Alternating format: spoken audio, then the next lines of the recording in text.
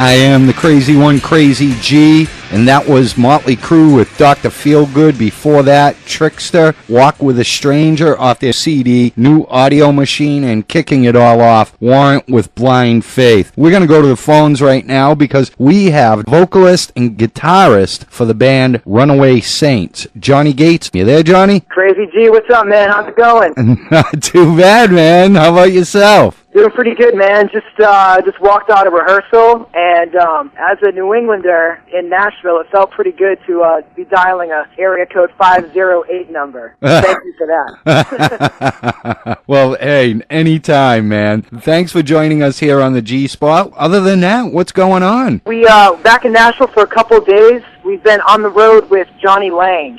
We just got back. We covered over 5,000 miles last week in a van with 4 of us. Yeah, man, it's been awesome, though, dude. Walking into these theaters, and Johnny's crowd is amazing. They really, truly do appreciate music. So being able to show up in some of these theaters, man, they're just so beautiful, and getting out there and playing for these, perfect crowds, it's been a pretty awesome experience so far. Well, let's get right into it. For those who have never heard of Runaway Saints, what's the story behind the band? So we've been a band now for 11 years, since high school, and we all went to high school in Warwick, Rhode Island. So we're all New England guys, We our first show ever was actually at the Living Room, which, in Providence, rest in peace, it's no longer there. But I remember that place. Oh yeah, man. I remember there was actually this hole on the stage, and it was covered with duct tape. And every now and then, man, my freaking foot would bounce through it. Just one of those stories, And then from there, we moved on to kind of playing the bigger clubs, Lupos, and then bouncing around, New England. And around 5 years ago, we actually made the move to Nashville. And so we've been in Nashville, Tennessee ever since then. And it's been fun, man. We've just been we kind of went through some label stuff, and we did that for a couple of years, which kind of opened up the gates for us to get into Nashville and the scene and start playing around town and writing with, some pretty awesome writers and just being able to really hone our craft. So it's been a fun couple of years, and now we've been fun. This is our first real tour with Johnny, and it's been pretty awesome, man. It's been it's been pretty cool for us. I'm going to touch upon Johnny in a little bit. Correct me if I am wrong, but the band just released some tracks recently through SoundCloud. Are those going to be part of a debut CD for you guys? Yes, they will. We're currently in the middle of writing and recording that album right now. And so the stuff that you heard are the first Runaway Saints stuff that we've done. Our new guitar player, Josh,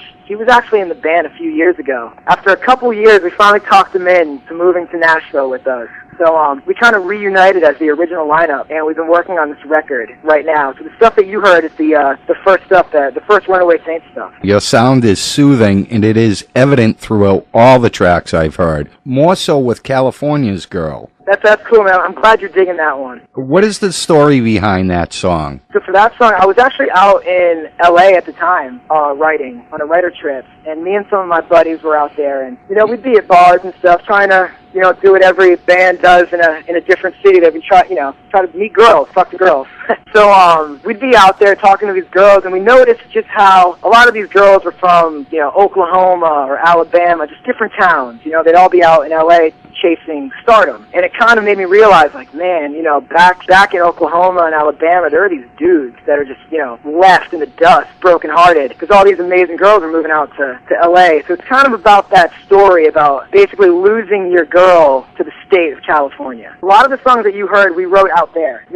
Being away from the beach in Nashville, it was nice to go out to L.A. and be near the beach. I was reminded of my New England summers in Narragansett and Cape Cod and all that. You're mentioning places that, I just moved back from the Cape a few years ago, but oh man, there's nothing like it in the whole world, and it's definitely different from anywhere else in the country. Yeah, man, everything's so close. Having Boston there, and just the sports scene too.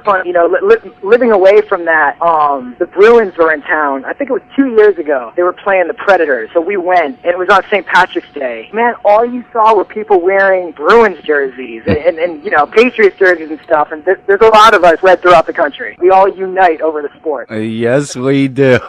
It's pretty cool. The Hard Way is a really cool song also. What was the writing development like with that track? So for that track, I actually wrote that song with a fellow New Englander. He was in a band called Boys Like Girls, and they were out of Boston. They were a Boston rock band, and that's another LA song we did out there. His name's Paul DiGiovanni, and that was a fun song, man. We met up. He's got a pretty cool little studio spot out there, and we did that whole track in a day. We wrote that song that morning and finished the track that night. And basically, it's a song about, you know, meeting a girl that, man, maybe your buddies and stuff are telling you, like, you know, this girl might not be, you know, the one for you, or, you know, she might be doing some stuff, but basically you coming back and being like, well, you know, if she's gonna rip me apart, I'd rather learn the hard way and rather just try it. Just hell for the story and for the good times, you know. Another calming song is Headed Home. What can you tell us about that song, and what was the objective with it? For that song, that's another of the one of the LA sessions, and I don't know if it was just being so far away from home at that moment, but when I moved to Nashville, it was tough because, you know, a couple days leading up to the move, we had the moving truck in the driveway, and so it was just kind of like there. I could see it. I'd look out the window and I'd be like, man, pretty soon everything is going to be going in that truck, and we're going to be taking off for good. And I specifically remember that day leaving and packing and looking at my mom and dad and even my grandma.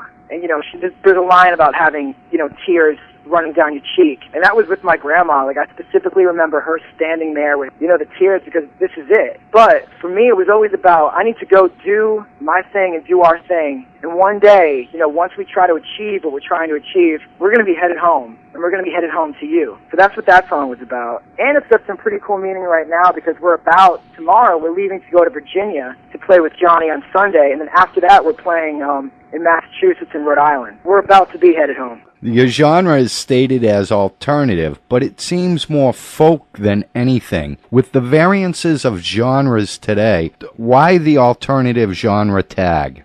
I guess it's just an alternative to the mainstream pop. For us, it's cool that you touched upon the folk aspects of it there, because I feel like growing up in Rhode Island, you know, we always had the Newport Folk Festival. So I feel like that was always around us, and, you know, I'm a big Dylan fan, and just, you know, when Dylan went electric and stuff like that. So I feel like that was a big inspiration for us. But then also for us moving down to Nashville and being kind of around the Americana scene. And there's actually an awesome rock scene down here, too. So it's basically, it's got a little bit of folk, a little bit of Americana, a little bit of rock, but it's not that bubblegum stuff. So we just figured, you know, it's an alternative to that. So that's where the alternative comes in. Cool. No, and that explains it perfectly, because I'm like, okay, well, being in radio, especially, you know, college radio, you know, you get a lot of, quote, alternative bands. And I'm thinking to myself, well, these guys really aren't alternative. But when you put it in that perspective, you're absolutely right. It's an alternative to that style. Cool, because I think alternative, you're able to encompass a few different genres under that alternative umbrella. So, and we've been having fun with that as far as writing and stuff and experimenting. We actually just I just got out of rehearsal maybe like a half hour ago, and we ran a new song for the first time, and I wrote it on this most recent trip, our last run, and it's about, you know, being on the road and just these little towns, and it's got a very Dylan kind of feel. So I'm pumped that you mentioned that word, folk. That's cool. We've been kind of experimenting with that a lot more. It's definitely a part of your sound. I mean, that's the first thing that came to my mind. You know, I asked a couple other people, I played a track for them, and they're like, that's country. And I'm like, nah, I have to disagree, because I hear, believe it or not, it's funny you mentioned Dylan, because that's exactly who I thought of when I first started listening to this stuff. Oh, that's so cool. And it's funny, for Nashville, I feel like when people hear the word Nashville and they think about Nashville, their minds automatically go to country, which, I mean, country is a huge part of Nashville. Music grow in the studios. But there's this other alternative scene here that is super. I mean, it's inspiring, and I feel like we're kind of in the middle of that. And so our sound, it's very much the new Nashville type sound. And we're proud to be in that group of bands. Well, it definitely is a cool sound, and you should be proud to be, lumped in with those bands because, hey, nothing wrong with that genre. It just seemed a little, again, that's why I wanted to ask because I'm like, these guys aren't alternative, So right. Basically, I guess we're trying to take a banjo and play it an alternative way to country. and that makes perfect sense, man. That's very, very cool, and you don't see too many people trying to do that. So kudos to you guys. Cool. Thanks, man. I appreciate that. Pumped you digging the stuff. You've done a few shows with Mr. Johnny Lang. Was it like playing with him? Because he is, I got to be honest with you, I've been following him for many years now, and he is just a phenomenal guitar player. Yeah. No, it's scary how good he is. And it's funny, too, because I remember we'll be playing these shows, and we try to make sure we're hanging out by the merch table while people are walking in because, they don't really know who we are yet. And everybody kind of walks in, and they look at us, and they're like, so you guys are opening up for Johnny. They're like, that's a lot of pressure. And it's true, because they know what they're about to see later on in the night. So it's funny because we'll be, especially during our first sound check, Johnny was kind of hanging out, and I went up and introduced myself to him, and he was just the nicest, calmest, most peaceful person that I've ever met that can do what he does, and it kind of put me at peace too. So it's been basically every night is super inspiring. You get goosebumps sitting in and watching his sound check because it's that good. I probably would get him right along with you. Yeah, don't tell anyone, but we kind of, during sound checks, we try to sneak in the back and listen to as much as we can, so. and I got to tell you, you mentioned how nice a guy he is, and, that brings up a good point, because when I first started doing this 6 or 7 years ago, I think I've only met one individual through all of this that really wasn't that nice. You know what I mean? Yeah. And I think people have this image of musicians and or artists where if one bad thing is said, then oh no, they're badass and you don't want to be around them. But I kind of got that feeling with him. You just solidified that for me anyways, as far as, what he's like as an individual. But that's real cool, though. Oh, he's awesome, man. To me, it's hard to be having a bad day when you're on stage playing, to a room full of people who are just amazing and really getting into it, and they're there to hear music and have a good time. So for a musician, it's hard to be in a bad mood when that's your work day. Who are some of your or the band's musical influences? Other than, I know you mentioned Dylan, but there's got to be a little more than just him. Well, it's cool because for all of us, we kind of each dig different stuff. But as a vocalist, I'd say for me, it's funny because it's kind of the opposite of Dylan as far as vocal range goes. But Steven Tyler was a big influence for me too. I guess being another New England guy, my dad got me into Aerosmith pretty early on. He used to actually see them play some shows before they were anything, over at this place called the Rhodes in the Patuxent in Cranston, Rhode Island. And my dad's got some pretty cool stories about that. But listening to Steven Tyler as a kid and just trying to copy those vocal runs and those little screams that he can do, he was a big influence on me. Obviously, Petty, rock and roll, and even some newer type stuff. When I was in high school, we started to get into Chris Carrabba of Dashboard Confessional, and he always kind of had that acoustic folk kind of vibe, big songs, big choruses. So Steven Tyler, Chris Carrabba, Petty, those are some of my big influences. The rhythm section is obsessed with the Police, so that doesn't hurt. Oh, definitely not. I don't know if you've heard the news, but Aerosmith has had to cancel their tour. Their drummer is very ill, from my understanding. Oh, no, I didn't hear that. Yeah, it's been all over social media. I guess Joey Kramer actually had some heart issues going on. They think he might have had a heart attack or a stroke or something like that. I don't know. I didn't get to read the whole article, but they did cancel the rest of their tour. So yeah, that's a bummer. They were just here. I saw them on their last stop to Nashville at the Bridgestone, and it was unbelievable. They had this catwalk, and on the end of the catwalk was this white piano, and Steven Tyler's playing the piano, and Joe Perry's on top of the piano with the guitar, and it was just, it was rock and roll. Rock and roll, man. Gotta love it. You guys will be up this way at the end of the month on the 24th at the Met in Pawtucket, Rhode Island. I'm gonna be there, just to let you know. Looking forward to it. What can I expect from this show? It's just basically, we're all about having a good time. We want you guys to come out.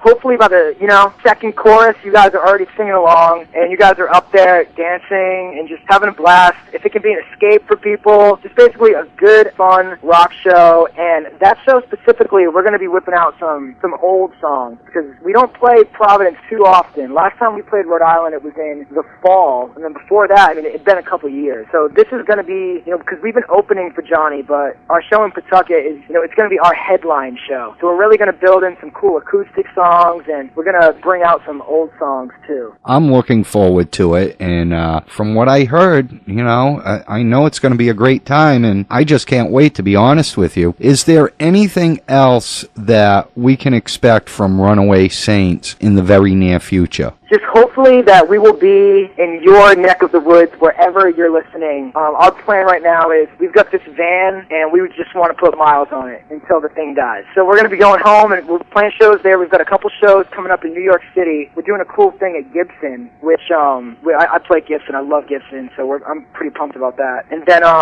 we just plan to be on the road. So if you hear the name Runaway Saints and we're in your neck of the woods, just come on out, because I can promise the show's going to be fun, and we'll hang. We'll have a beer or something, and it'll be a good time. Sounds like a plan to me. I want to thank you, Johnny Gates, vocalist, guitarist for the band Runaway Saints. Thank you for the time, man. I appreciate it, and I'd like to thank NewEnglandConcertReviews.com. I wish you the best, and I wish the band the best. I can't wait for you guys to come up. No, we can't wait to. It's always, it's always special for us to be headed home, and really appreciate you having me on today, and I'm looking forward to meeting you at the Pawtucket show. All right, man. Sounds like a plan. Right on. Cool. I'll see you soon. Thanks. Peace. That was Johnny Gates, vocalist and guitarist for the band Runaway Saints. They will be at the Met in Pawtucket, Rhode Island on the 24th. Go check them out. They're pretty cool. They're pretty awesome. They got some good stuff. Right now, we're going to get back to some music. This is Slow Ride. Kenny Wayne Shepherd right here on WSUR.